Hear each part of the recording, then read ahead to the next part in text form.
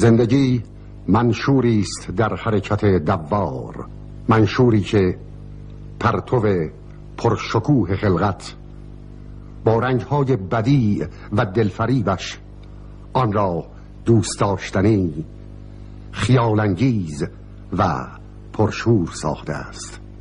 این مجموعه دریچه است به سوی داستان زندگی.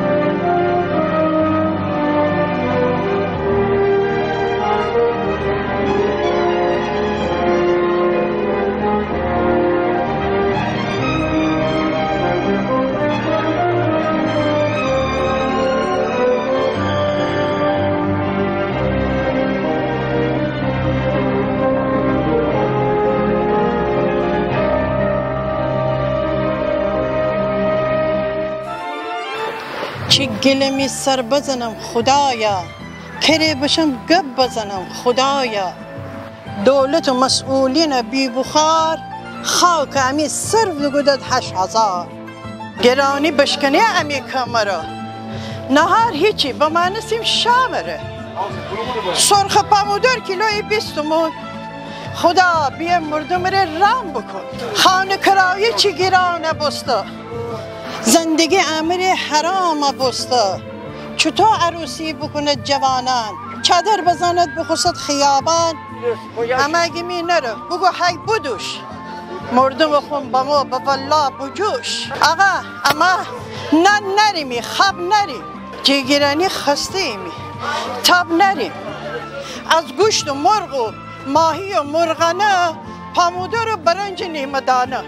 از نخود و عدس و هم لوبیا، مرمزن گیرانه با زلبیا. شکر الان طلای ناب ببسته، شیمی کرم بخوره بخواب ببسته. چم مایب تو بمای آقای رئیسی، کی خیده بداد خلق برسی. تو بگوتی همه چی ارزانه بی، من باید مملکت گلستانه بی. چی کلایی بنایی تو امیسر، رای فگیدی تری بی دردسه. حج خانم شید ترکیه اسباب هینه، ایران من بیچاره ندینه. چند تا چمدان لباس و رخت تاب، کلاسکا و رورکوک و خوشخواب. مرده زمین سرخور خوسه، میمن دینه ایتجا خوسه، میمن دینه ایتجا خوسه. پول نریمه بشیم تا آستانه، از سیسمنی هم عجب داستانه. اما بدنی دنیا تو نمانه. الان خیید پارک سوا کنید، مرد زن جهم جدا بکنید، راست کدی گرانی چاره کنید، پیله دوزان کپچ پاره کنید. دوزان امی پولان بردن دارد، خارج من گرده خوردن دارد.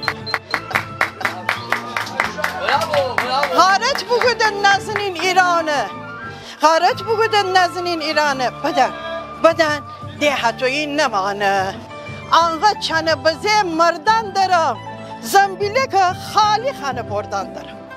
آنگاه چنه بزه مردن دارم، زنبیل خالی خانه بردن دارم.